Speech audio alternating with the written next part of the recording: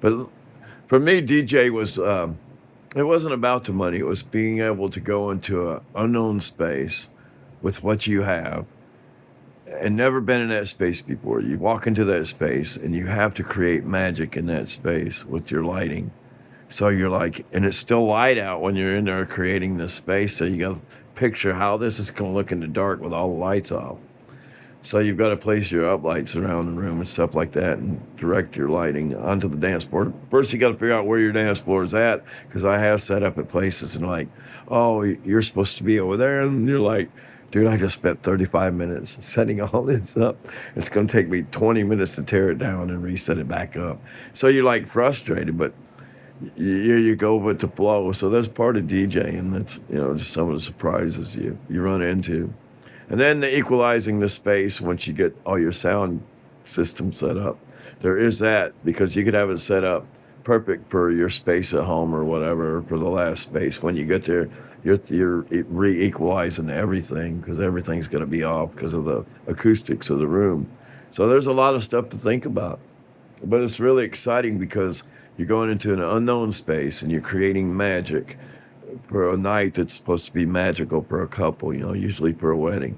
It's you're a magician. You have to act as a magician and think, and then you have to picture how the night's going to go, and then you have to, keep the crowd fired up with the music, because sometimes like the client will give you a playlist and you're like, oh my God, these people are going to be asleep in 30 minutes, and you got to talk to the client, say, hey, look, I love your playlist, yada yada yada, but hey, I want to get you people up dancing, so I'm going to mix some of my songs in with yours.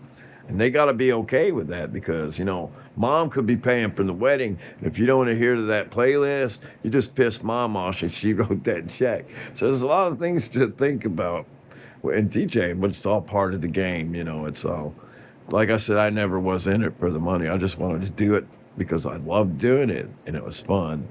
Fun watching, getting the crowds fired up, and it's just, you have to be a magician and think like a magician, because a lot of these spaces you're not allowed into to view, so you can create. But some of them, once you go to them, you kind of know the space and remember it, and then you can create from there. Or if you have a layout, or I always go online and look at the space and the pictures. I'm like trying to create ideas, like, yep, the DJ booth can go right there, and it's crazy, but yeah, it's fun. I miss doing it. I wish I would have had a person, that supported me more when I was doing it. I could have got into it more, because it's very enjoyable. Stressful, but enjoyable. Yeah, I'm going to shut my mouth.